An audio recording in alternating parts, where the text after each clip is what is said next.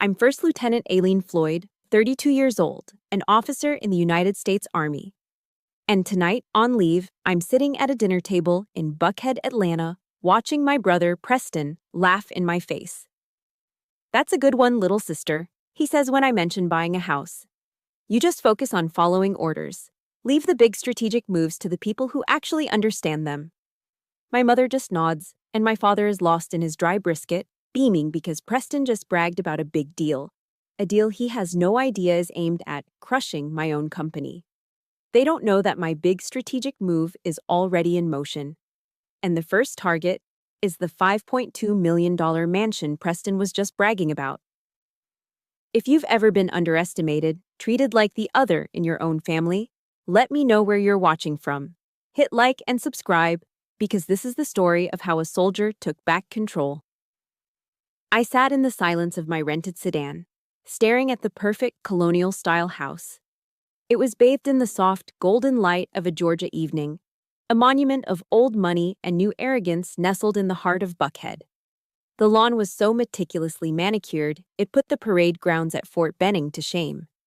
Every blade of grass stood at attention. I took a deep, steadying breath, the kind I take before a mission briefing, and smoothed down the front of my blazer.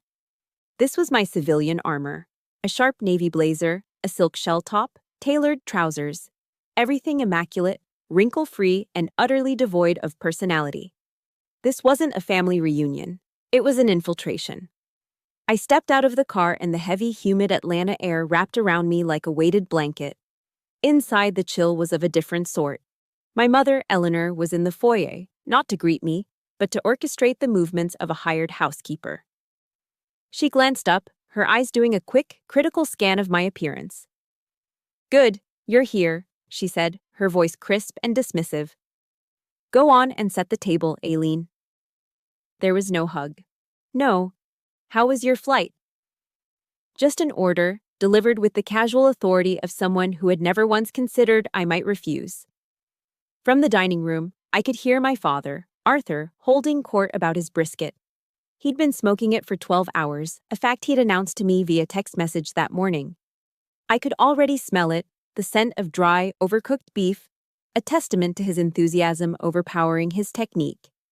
The entire house felt heavy, thick with the unspoken air of judgment. I walked toward the dining room, my footsteps unnervingly loud on the polished hardwood floors. I was on enemy territory. The dining room wasn't a place for family meals.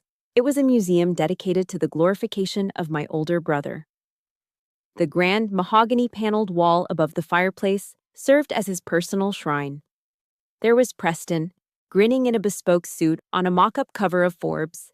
There he was again, shaking hands with a U.S. senator on the deck of a yacht, the picture of effortless influence. Another photo captured him accepting some meaningless financial award, his smile practiced and smug. My eyes scanned the curated collection of his triumphs, searching for any sign that another child lived here. And then I saw it. Tucked behind a large porcelain vase overflowing with blue hydrangeas, almost completely obscured, was a small standard 4x6 photo. It was me, in my crisp dress uniform, on the day I graduated from West Point. My face was serious, filled with a pride and purpose that felt a million miles away from this room. I was an afterthought, a footnote hidden behind the floral arrangements. Just then, the front door opened and Preston swept in, a full 30 minutes late, as always. "Sorry, everyone, merger talks ran long," he announced to the room at large. He loosened his Hermes tie, the knot perfect even in its undone state. My parents descended upon him instantly, fussing and cooing as if a king had just returned to his court. My mother took his suit jacket, my father clapped him on the shoulder, and just like that, the universe of the Floyd family realigned itself around its true center. The dinner officially began, and of course, the main topic of conversation was Preston. "I'm looking at a mansion over on West Paces," Preston announced nonchalantly, swirling a ridiculously expensive Cabernet in his glass, a bottle he'd brought, making a great show of presenting it to my father. $5.2 million. Needs a little work, but the property is incredible. My parents' eyes lit up as if he'd just announced a cure for cancer. "Oh, Preston, that's wonderful," my mother gushed. The right address is so important. She then turned to me, the gesture feeling like a mere formality, a box to be checked. And what about you, Aileen? Still, playing with your little computer projects on your off hours? Her tone was the one you'd use for a child proudly displaying a macaroni necklace. It was laced with a patronizing sweetness that was far more insulting than outright scorn. I kept my voice even, refusing to let the sting show. Actually, I said, placing my napkin on my lap, I'm looking into buying a house myself. Preston let out a sharp bark of laughter. It wasn't a chuckle, it was a noise of pure, unadulterated contempt that cut through the clinking of silverware. That's a good one, little sister, he sneered, taking a sip of his wine. With what? A first lieutenant's salary? That's adorable. Really? My father, sensing a flicker of tension, decided to intervene. Not to defend me, but to gently guide me back into the small, manageable box they'd built for me. Aileen, just focus on your military career, he said, his voice a placating rumble. Stability is a fine thing. It's good to have a steady government job. He said, job as if I were a clerk at the DMV.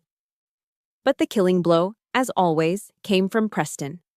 He leaned forward, placing his elbows on the table, the picture of condescending wisdom.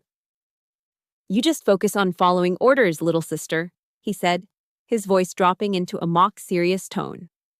Leave the big strategic moves to the people who actually understand them. My mother nodded in solemn agreement, and then, to add insult to catastrophic injury, he continued, his voice full of the self-satisfied excitement of a predator describing a kill. Speaking of which, the firm is pouring capital into a new tech disruptor, Apex Innovations. The goal is to move fast, hit the market hard, and crush all the small, independent players before they even know what's happening. My blood ran cold.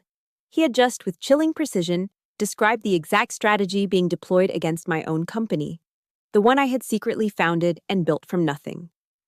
The company that was my life's work, the one they thought was a little computer project. My knuckles were white around the handle of my fork, the metal pressed painfully into my skin. I didn't say a word.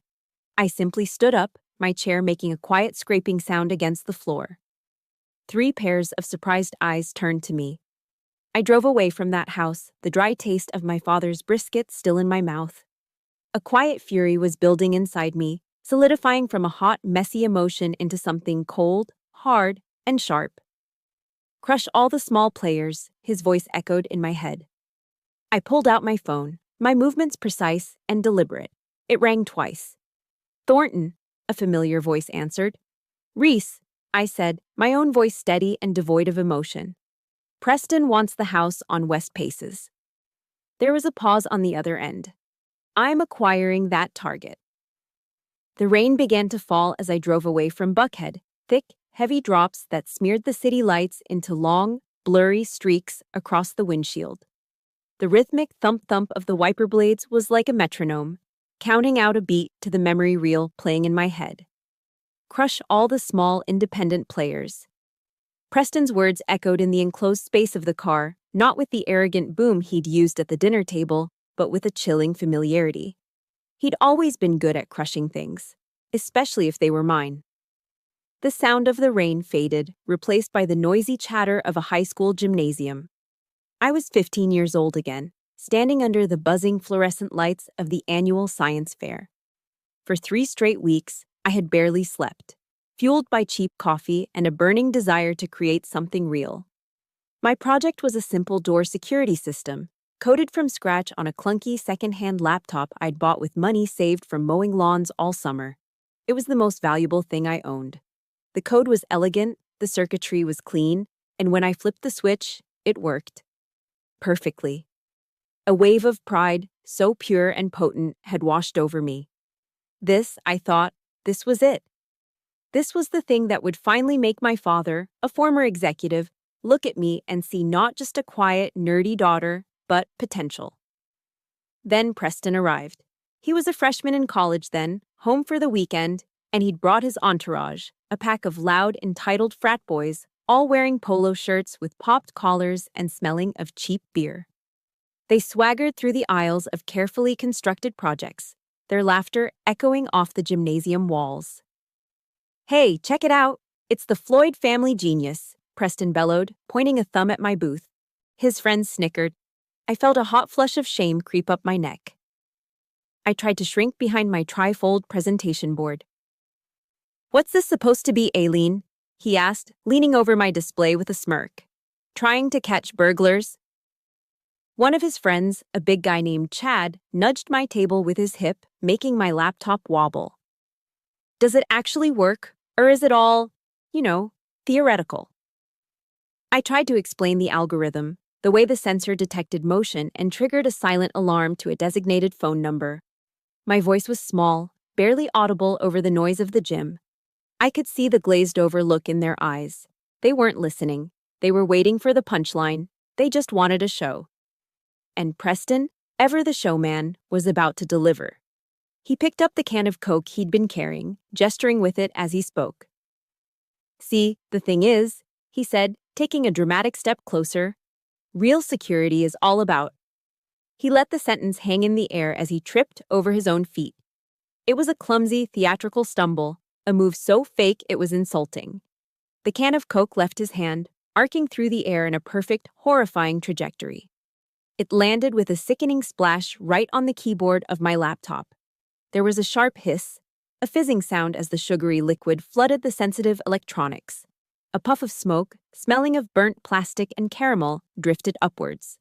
The screen flickered once, then went black. 3 weeks of sleepless nights, months of saving, a universe of hope, all extinguished in an instant. Preston's friends roared with laughter. He just shrugged, a picture of feigned innocence. "Whoops, clumsy me," he said, not even bothering to look at the dead machine. He didn't look at me, either. "Anyway, it's just a school project, right?" The feeling of absolute helplessness that washed over me in that moment. The suffocating weight of public humiliation. I never forgot it. It was a cold, hard stone that settled deep in my gut and stayed there for years. I packed up my ruined project in silence, the jeers of my brother and his friends following me out of the gym. That night, I tried to explain what happened, the words tumbling out between sobs. My mother, Eleanor, just sighed, a long, weary sound of inconvenience. "Aileen, don't be so dramatic. You know how boys are. He was just being playful." My father's response was even worse. He looked at me not with sympathy, but with disappointment. "You should have backed up your data." "That's the first lesson in business, Aileen." Besides, he added, delivering the final, crushing blow, "you need to learn to take a joke. Don't be so sensitive." No one apologized. No one made Preston pay for the laptop he'd destroyed. They blamed me for being bullied. They criticized my reaction to the cruelty, not the cruelty itself. That was the moment I understood. In that perfect house with my perfect family, I was utterly and completely alone. It wasn't just a single act of carelessness, it was a system. A system designed to protect the golden boy and manage the scapegoat. If you've ever had a moment where you felt completely invisible in your own family, a moment where your feelings were dismissed as being too sensitive, please support this story with a like. And in the comments, just type a single word, invisible. Let's see how many of us have stood in that same lonely place. That night, crying in my room, I made a promise to myself. I would never again depend on their approval. I would never again be so fragile. I would build my own world, a fortress so strong that no one, especially not my brother, could ever kick it down again. The memory of the ruined laptop and the sting of my father's words finally faded as I pulled into the parking garage of my apartment building in Midtown Atlanta. The echo of that long-ago humiliation dissolved into the present moment. Up in my apartment, the air shifted. This place was the complete antithesis of my parents' Buckhead mansion. It wasn't large or opulent. It was small, functional, and ruthlessly efficient. There were no family photos on the walls, no shrines to anyone's success. Instead, the main wall of my living area was dominated by a massive whiteboard, a chaotic tapestry of complex security algorithms and projected revenue streams. This was my real home, my command center. I walked into the small kitchen, the exhaustion of the evening settling deep into my bones. I brewed a cup of black coffee, the bitter aroma cutting through the lingering sweetness of my mother's cloying disapproval. Back at my workstation, I powered on my laptop. Not the flimsy second-hand machine of my youth, but a hardened, military-grade beast of a computer. Its processing power a quiet promise of capability. I never let anyone else touch my tools again. Taped to the corner of the monitor was a yellowed sticky note, a quote I had transcribed on my first day at West Point. It had followed me from my barracks to Bagram and back. It is not the critic who counts. The credit belongs to the man who is actually in the arena, whose face is marred by dust and sweat and blood. Teddy Roosevelt's words were more than an inspiration. They were an operational directive.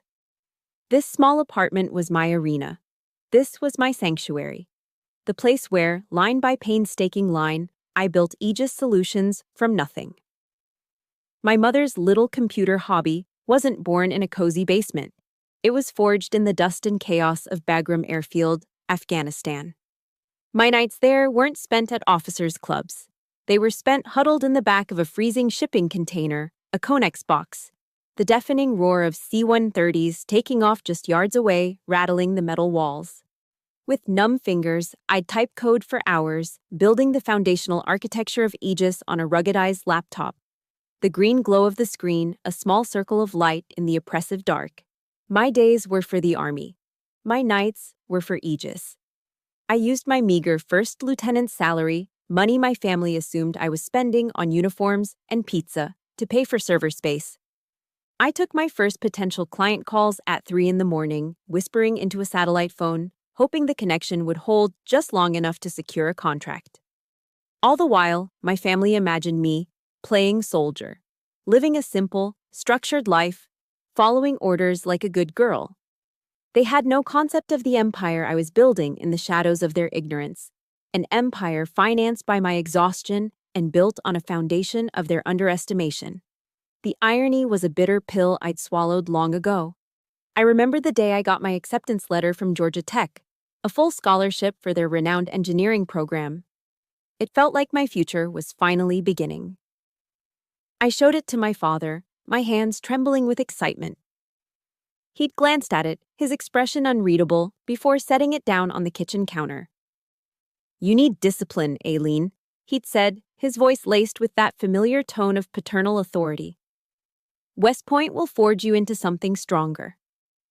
A few months later, I overheard him on the phone with Preston, his voice brimming with a pride he never showed me. "We're going to liquidate some of the blue chips," he'd said. "We need to make sure we have enough liquid capital to cover your Harvard MBA. That is the future of this family." So I packed my bags for the U.S. Military Academy. I traded my dream of designing circuits at Georgia Tech for the rigid discipline of the long gray line, hoping, naively, that this sacrifice would finally earn their respect. And now, more than a decade later, after all the deployments, the commendations, the quiet successes, they still saw me as a child playing with computers. I clenched my hand into a fist, the phantom pain of that long-ago choice tightening in my chest. They hadn't just underestimated me, they had actively diverted the resources for my dream to finance my brother's. The real turning point, the moment Aegis went from a dream to a viable reality, came during Christmas 2 years ago. My family was in Aspen, a trip entirely funded by Preston, who made sure everyone knew it. They were sending me photos of snow-capped mountains and expensive ski lodges. I'd told them I had to be on duty, a convenient lie they readily accepted. The truth was, I'd drained my entire savings account for a last-minute flight to Austin, Texas. I wasn't there for the music or the barbecue. I was there for a massive cybersecurity conference, a long shot in a sea of tech giants and venture capitalists. I stayed in a cheap motel off the highway that smelled of stale smoke and desperation. For 3 days, I lived on protein bars and the free coffee from the convention center. I networked relentlessly, handing out the simple business cards I'd printed myself, fighting for a moment of anyone's time. I finally got it. 5 minutes in a crowded, noisy breakout room to demo my prototype to a small group of angel investors. I was nervous, exhausted, and running on fumes. But when I spoke about my technology, the passion took over. I explained the architecture, the unique encryption method, the potential for scalability. One man stayed behind after the others had left. He was older, with sharp, intelligent eyes that saw past my simple blazer and nervous energy. He saw the code. He saw the potential. He asked 3 brutally tough questions, and when I answered them without hesitation, he handed me his card. He became my first investor. His check wasn't just money, it was validation. It was the first brick laid in the foundation of the citadel I was building. And I had laid it all by myself. It was 1 in the morning. Back in my apartment, the adrenaline from the drive had faded, leaving behind a familiar, weary exhaustion. I stood before the whiteboard, staring at the complex architecture of my company, the very entity my brother had just unknowingly declared war on. I felt the familiar weight of fighting alone pressing down on me. But this time was different. I wasn't 15 anymore.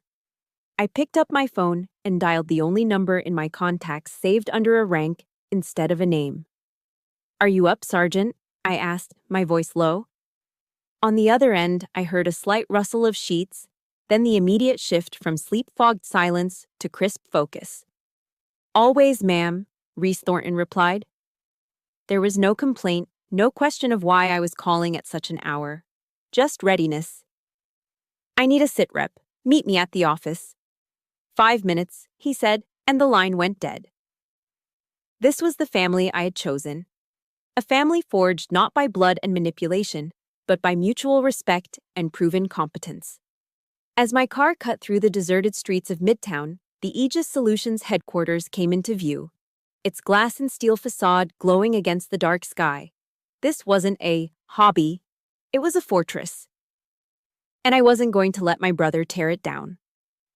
The office was less like a tech startup and more like a CIA command center.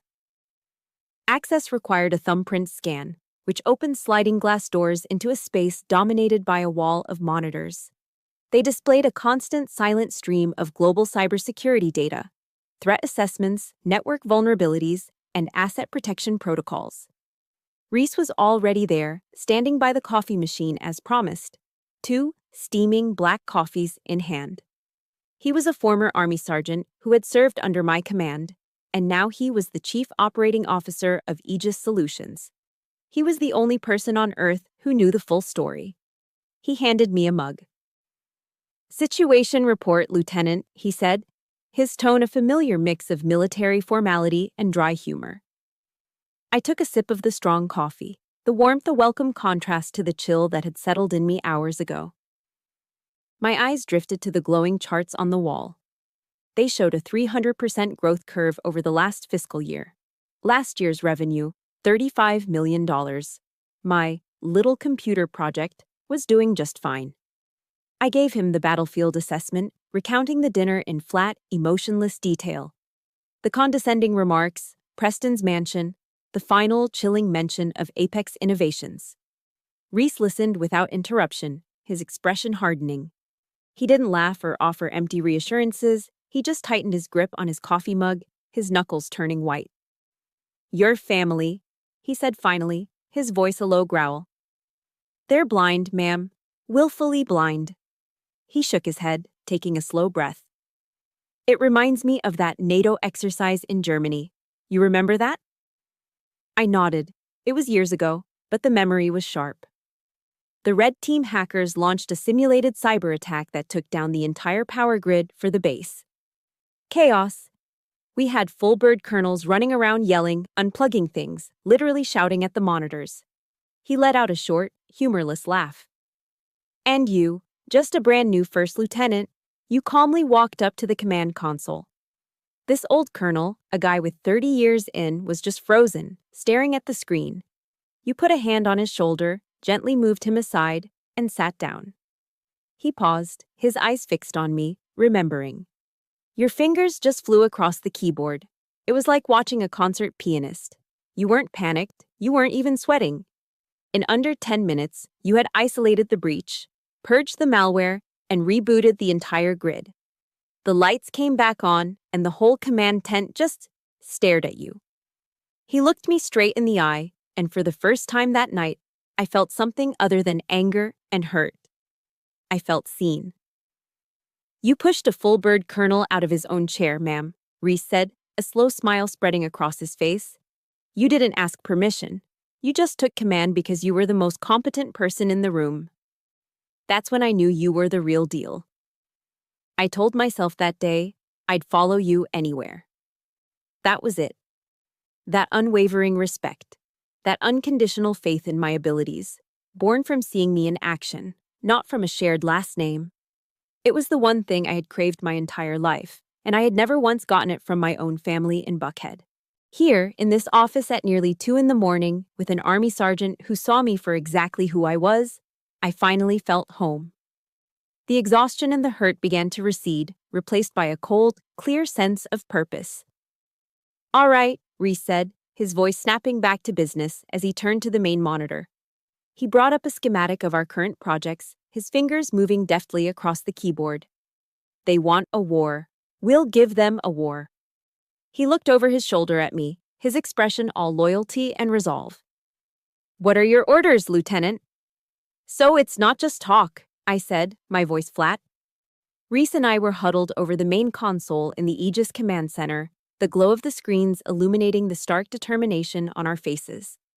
The warmth of our brief moment of solidarity was already being chilled by the harsh realities of the situation. Reese tapped a key, bringing up a freshly published article from the Atlanta Business Chronicle on the central monitor. The headline was stark and confident, written in the bold, declarative font of a business press release. Preston Floyd's venture firm leads $20 million investment round in Apex Innovations. I read the first paragraph, then the second. It was all there: the aggressive market strategy, the targeted demographics, the explicit goal of capturing market share from smaller, specialized firms. My firms. Reese pointed to a line item in their published strategy. They're not just a competitor anymore, ma'am. They're a well-funded threat. They'll use that cash to undercut our pricing and poach our clients. He paused, his expression grim. They already tried to headhunt 2 of our junior engineers last week, offered them double their salaries. This was worse than I thought. This wasn't just Preston's casual arrogance at the dinner table. This was a calculated, strategic assault. He was actively, deliberately trying to crush me. A cold knot of anger tightened in my stomach. Just as I was about to give Reese my first counteroffensive order, my phone buzzed on the console. The caller ID flashed a name that made me want to hurl the device against the wall. Eleanor Floyd. I let out a long, slow sigh. Reese saw the name and gave me a sympathetic look. I waved a hand, signaling it was fine, and pressed the speakerphone button. Maybe, a tiny naive part of my brain thought, maybe she's calling to apologize. Aileen, darling, Eleanor's voice cooed through the speaker. It was a honey-sweet tone, a carefully crafted instrument of Southern passive aggression she only deployed when she wanted something. I've been thinking so much about dinner the other night. I waited, my silence a wall. And I think, she continued, her voice dripping with faux sincerity, that you should call Preston and make things right. The words hung in the air of the command center, so absurd, so profoundly unjust, that for a moment I couldn't process them.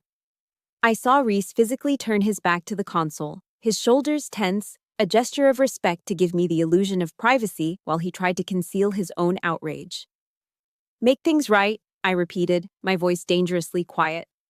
Yes, honey, she said, as if explaining something to a child. You know your brother. He's under a tremendous amount of pressure with all his success. And when you brought up buying a house like that, well, it came across as a little provocative, don't you think? It made him uncomfortable. I felt the blood drain from my face. Provocative. My quiet statement of a personal goal was provocative. She was rewriting history in real time, painting me as the aggressor, the agitator in a situation where I had been openly mocked and belittled. You should apologize for creating all that tension, she went on, her tone now one of gentle, maternal guidance. He loves you, you know that. He just wants what's best for you. Love? He had just called me a failure in front of our parents, and now he was using a $20 million war chest to methodically dismantle everything I had ever built. This was their definition of love, a blanket to smother me with while they celebrated my brother's predatory success. I was supposed to apologize for having the audacity to exist outside of the tiny box they had assigned me. I took a breath, forcing my voice to remain level.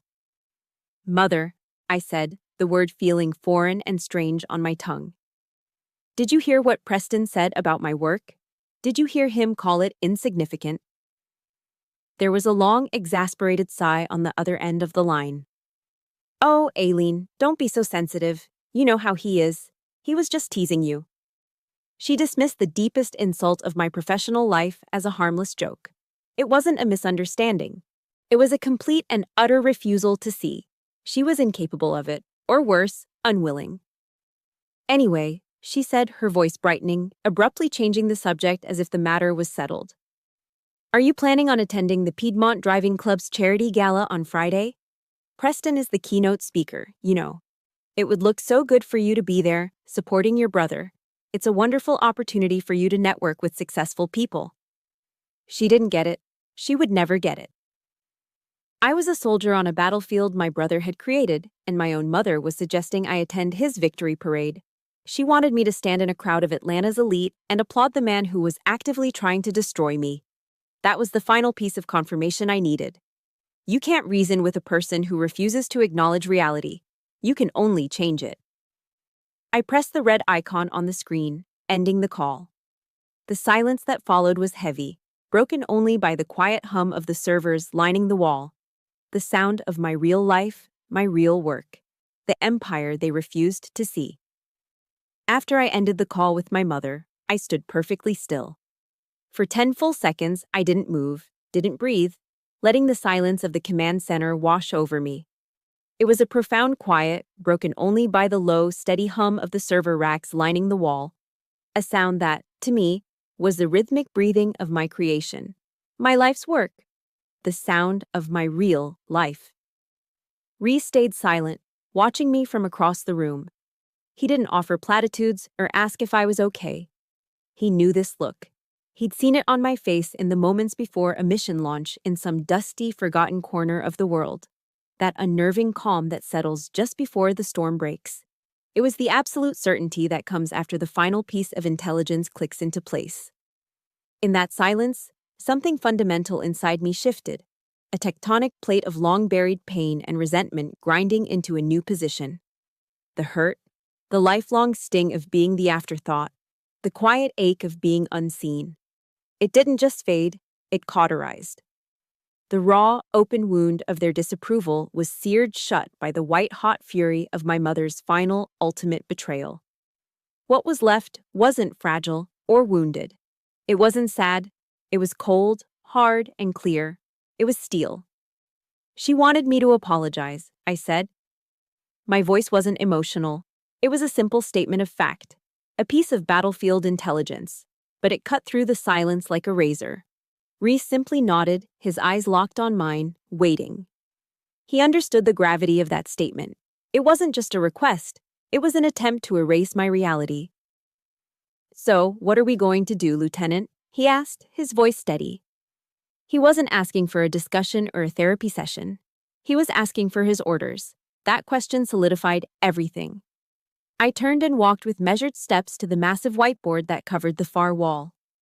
It was a chaotic masterpiece of my own design, a complex web of security algorithms, data flow charts, and projected revenue streams. It was the blueprint of my silent success. I picked up a black dry erase marker, uncapped it with a decisive click, and with a series of long, sweeping strokes, I wiped it all clean. The work of months, the intricate plans for defense and growth, erased in seconds. The slate was now blank. The silence in the room was now absolute, filled with the weight of unspoken potential. In the stark, empty space, I wrote 2 words in bold, block letters, pressing the marker so hard it squeaked against the board: Operation Cinder. An operation not of defense, but of total annihilation. From the ashes, something new would be built. "Reese," I said, turning back to him, my voice now carrying a new timbre. It was crisp, authoritative, and utterly devoid of emotion. It was the voice of command. "Target package number 1. Contact our real estate acquisitions agent, Now. Reese was already at his terminal, his fingers poised over the keyboard. Standing by, ma'am. The property at 4500 West Paces Ferry, the one my brother was bragging about.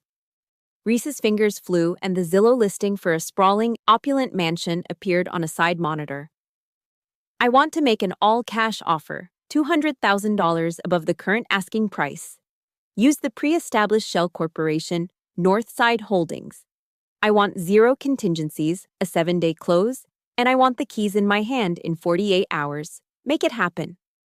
A slow, dangerous smile spread across Reese's face. It was the look of a soldier who had been waiting for the order to go on the offensive. Yes, ma'am, he said, the admiration clear and sharp in his voice. Shock and awe. That's the objective. I pointed the marker at the board again, my movements economical and precise. Next, I continued, my tone leaving no room for debate. Target package number 2. Apex Innovations. I drew a box below the operation title and began listing sub-targets. I want a full spectrum analysis. I want their complete supply chain mapped, from hardware vendors to their cloud service providers. I want personality profiles on their key engineers and executives, their ambitions, their frustrations, their pressure points. I want their entire client list, their server architecture, and a full penetration test to identify every single digital vulnerability they have. I want to know what brand of coffee their CEO drinks in the morning. Preston wants to fight a strategic battle in the world of business. He's about to find out what a real strategic battle looks like. My eyes flickered to the small yellowed sticky note on my monitor, to Teddy Roosevelt's words that had been my mantra for so long. The credit belongs to the man who is actually in the arena. For years, I had interpreted that as a call to endure, to keep my head down and keep fighting my quiet battles in the dust and sweat, invisible to the critics in the stands. But I saw it differently now. The quote wasn't about enduring punishment, it was about fighting to win. The man in the arena doesn't just bleed, the man in the arena wins. The time for quiet endurance, for absorbing their blows and hoping they would one day see my worth, was over. It was time to claim the victory. Reese nodded once, a sharp, affirmative gesture. He didn't ask why. He didn't question the aggression or the speed. He was a soldier, and he had been given a clear and actionable set of orders. He turned to a separate workstation and began typing furiously. The clicks of the keys like the sound of a weapon being loaded. The machine was in motion. I walked over to the floor-to-ceiling windows, looking out at the glittering lights of the Atlanta skyline. Somewhere out there, in the wealthy, insulated enclave of Buckhead, my brother was probably sleeping soundly, dreaming of his brilliant new venture. My parents were probably toasting his success, reinforcing the family narrative of the golden son and the difficult daughter. They were all so sure of their places in the world, so confident in the roles they had assigned me. Preston told me I should focus on following orders, I said quietly, more to myself than to Reese. My reflection stared back at me from the dark glass. No longer a hurt daughter trying to earn approval, but a commanding officer on the eve of a major offensive. He's about to find out what my orders are. The war had been declared at a dinner table, without my consent, but it would be fought on my terms, on my battlefield, using my weapons, and this time, I wasn't hiding my firepower. This is the moment everything changes. It's the moment you stop defending and start attacking. If you've ever reached that point in your own life, that enough is enough moment, hit the like button as a salute to that strength. And in the comments, type 2 words that say it all. No more. Let's see who is ready for the fight. 48 hours later, Operation Cinder's first objective was secured.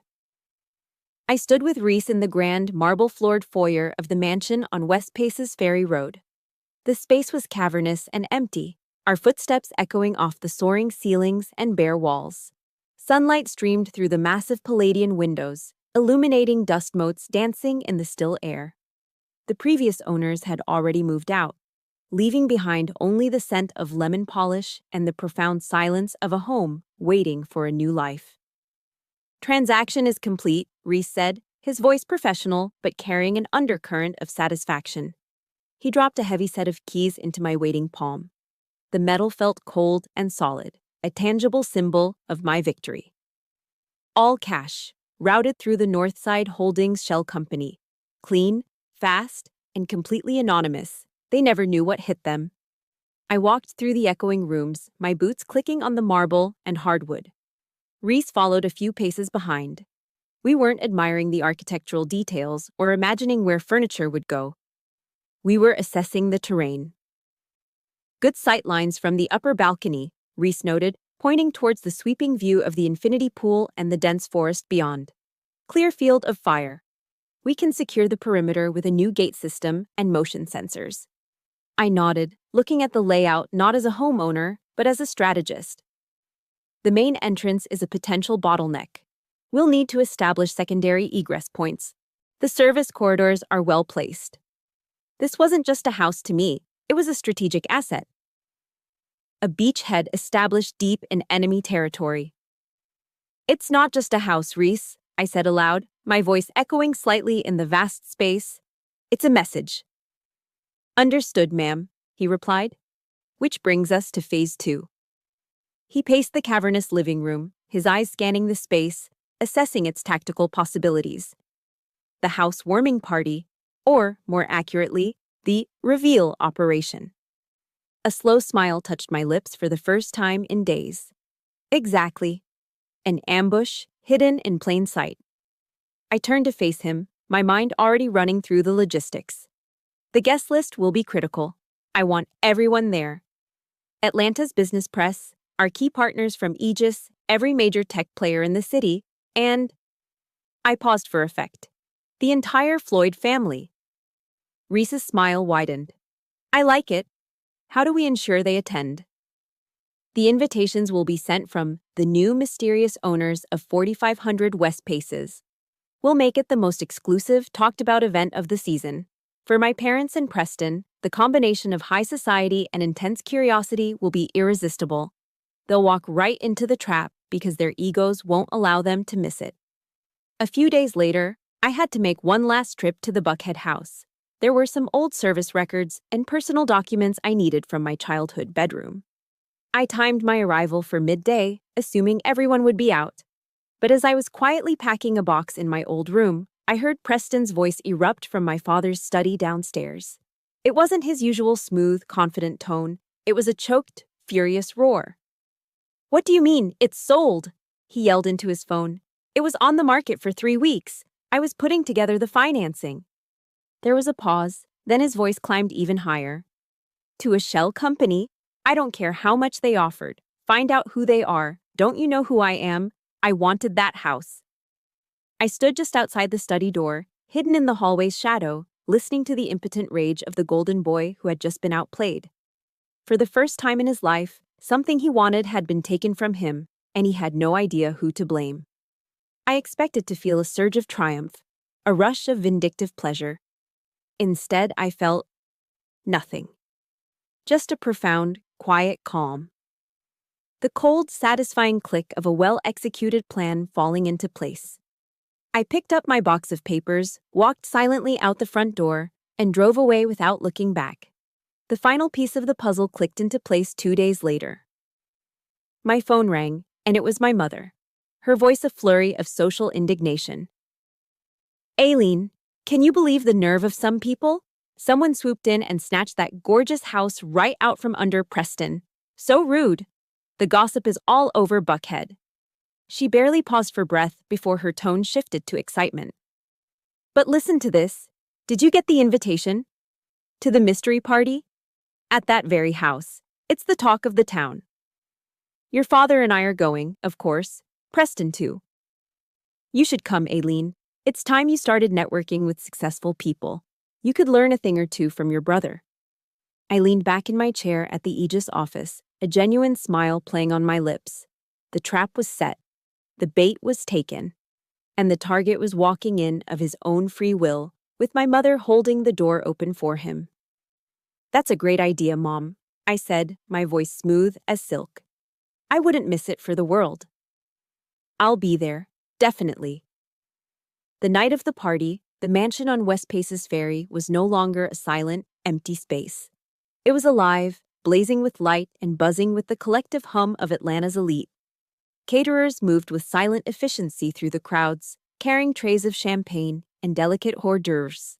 A string quartet played softly in the corner, their music a tasteful backdrop to the conversations of CEOs, politicians, and local celebrities. From a vantage point on the second-floor mezzanine, hidden in the shadows, I watched them all arrive. I was no longer wearing my humble civilian armor. Tonight, I was wearing a floor-length evening gown of deep crimson silk. It was a color of power, of defiance, of blood. It was a declaration. Then they arrived. My family. They entered the grand foyer as if they owned the place. My father, Arthur, looked regal in his tuxedo. My mother, Eleanor, was elegant in navy blue, her head held high, scanning the crowd for important faces. And between them, the crown prince himself, Preston.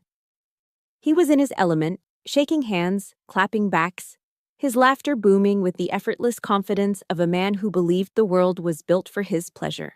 They moved through the party, a tight unit of privilege, observing the house with a mixture of admiration and possessive envy.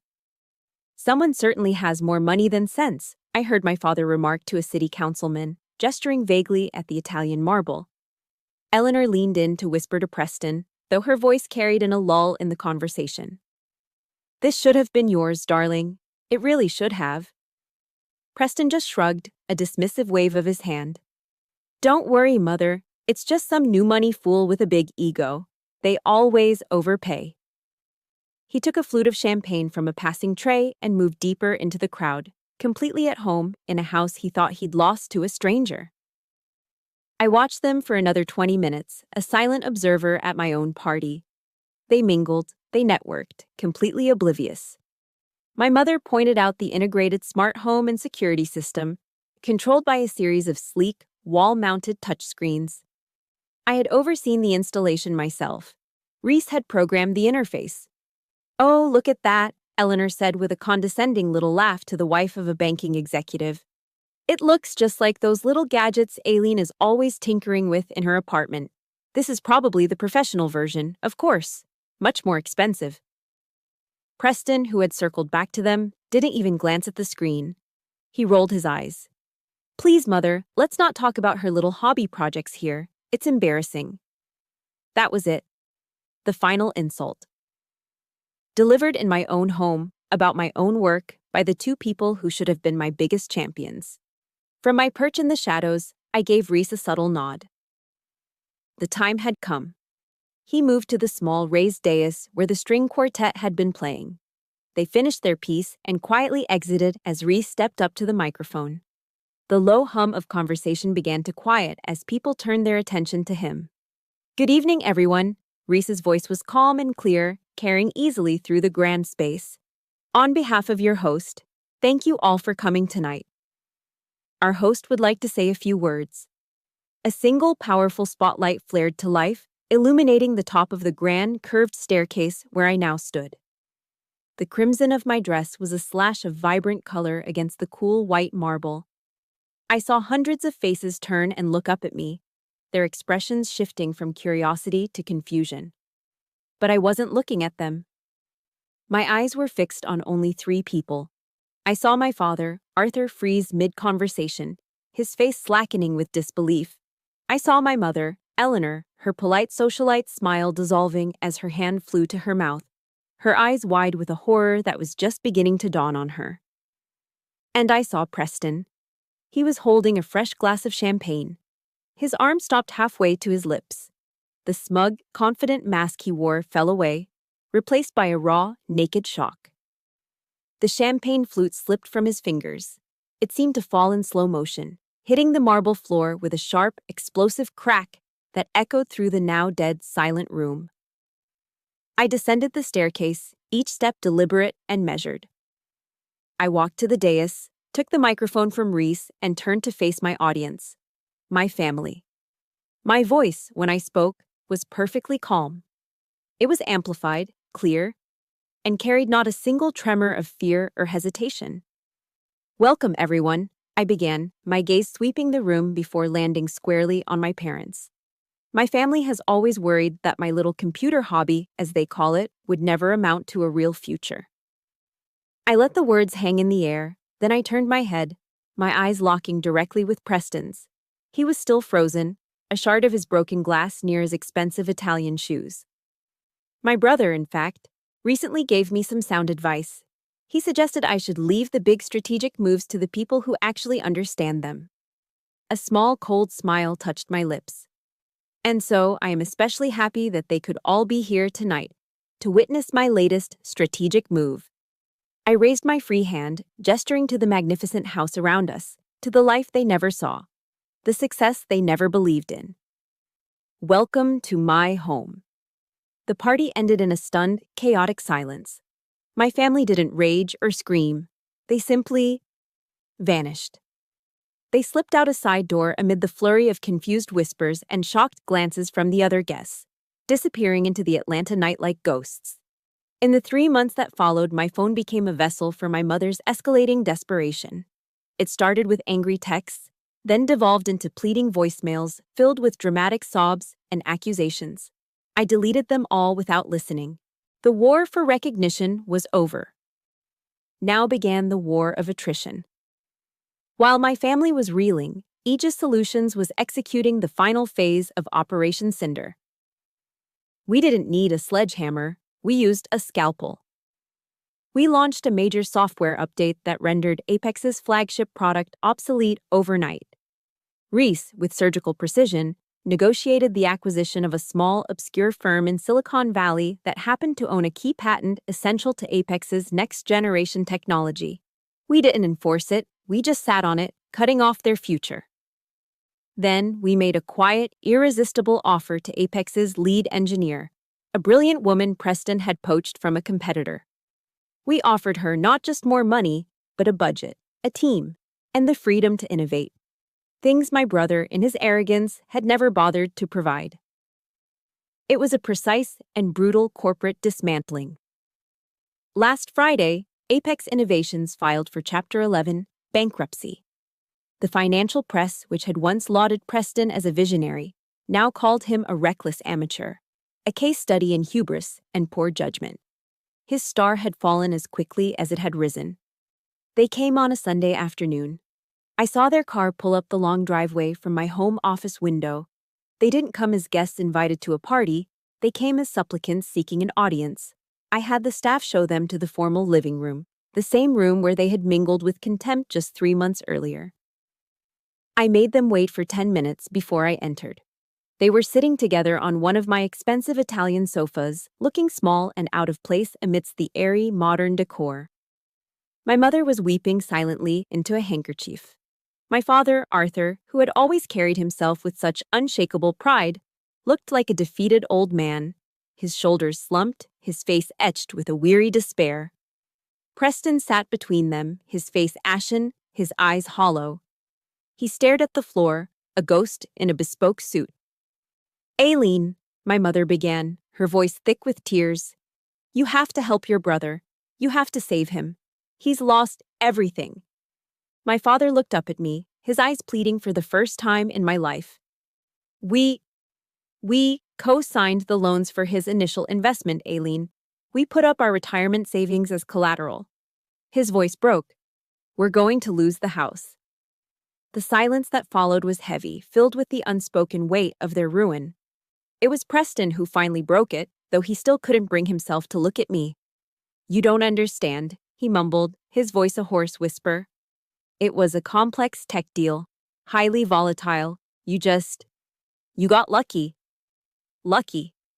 After all the years of silent work, the nights in Afghanistan, the sacrifice of my own dreams, he still couldn't see it.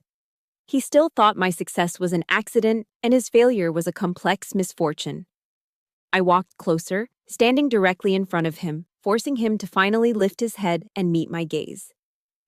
"The company was called Apex Innovations," I said, my voice cold and clear as ice.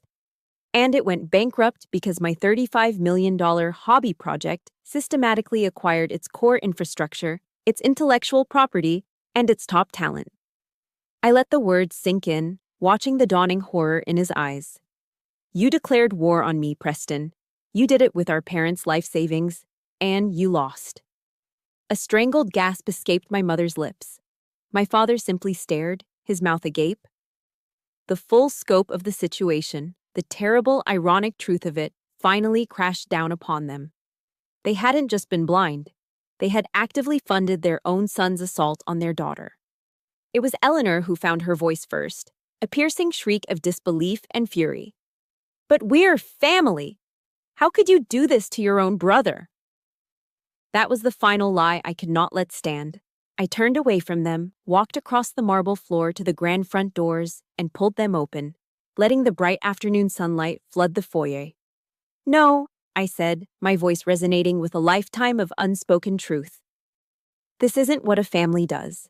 A family doesn't belittle and undermine. A family doesn't try to crush one of its own to elevate another." I looked at them one last time, not as my mother, my father, and my brother, but as three strangers sitting in my house. You were never my family.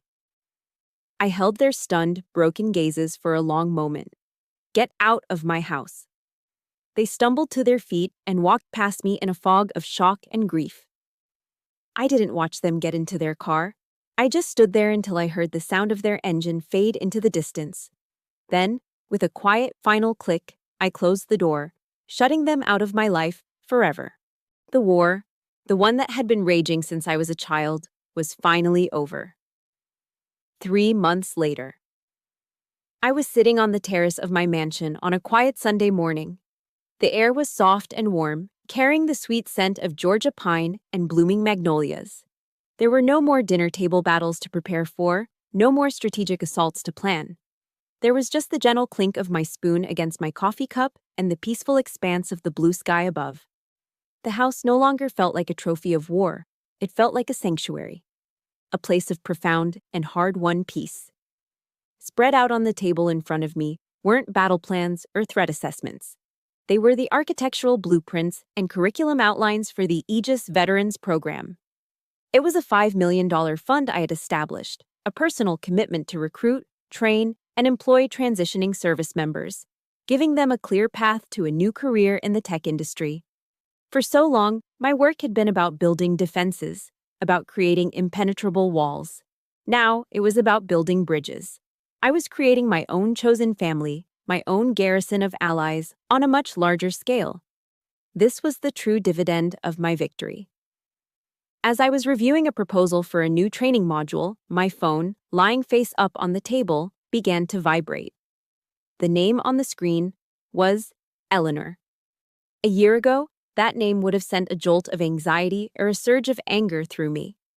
6 months ago, it would have been a trigger for cold determination.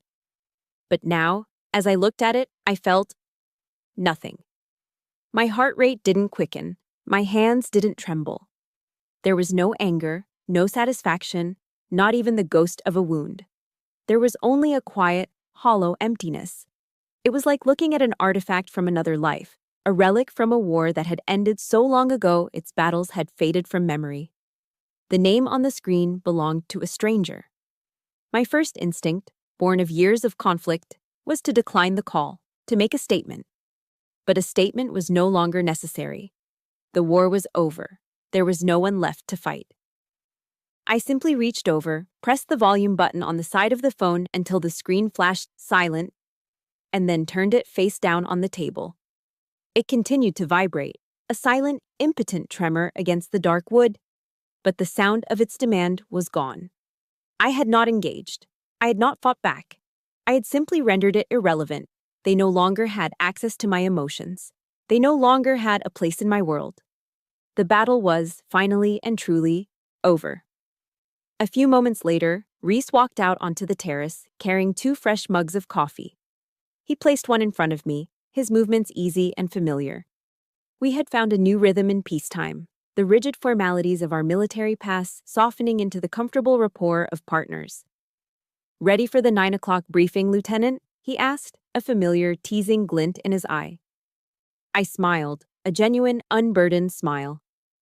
My gaze drifted to the old, yellowed sticky note still taped to the corner of my laptop, which sat on the table beside the blueprints. "It is not the critic who counts." Teddy Roosevelt's words had been my shield and my sword for so long. They had carried me through the arena, through the dust and the sweat and the blood. I had fought my battles, faced my critics, and I had won. But I finally understood the quote's true meaning. The credit was in the fight, but the prize? The prize was the peace you found when you could finally leave the arena behind. Just Aileen is fine, Reese, I said, my voice soft. Call me Aileen. He smiled back. All right, Aileen. Let's get to work. I picked up my mug, the warm ceramic a comforting weight in my hands. I took a sip of coffee and looked out at the Atlanta skyline, the morning sun glinting off the distant skyscrapers. For my entire life, I had been fighting for a seat at their table, for a single word of recognition from a family that was incapable of giving it. Now, sitting here, in this quiet moment of my own creation, I finally realized the truth. The only approval that ever really mattered was my own. And freedom. Freedom tasted so much sweeter than revenge. My war is over, but I know that for many of you listening, you might still be in your own arena, fighting your own battles. My story is a testament to the fact that peace is possible, that you can build your own sanctuary, and that your value is determined by you and you alone. This channel is our space for these stories, a place where we share journeys not just about the fights we've endured, but about the strength we've found and the peace we can build afterward. If my story has given you a measure of hope, please like this video to help it reach others who need to hear it. Subscribe and join our garrison of allies. And in the comments, I'd be honored if you would share one word that describes what freedom means to you. Thank you for listening.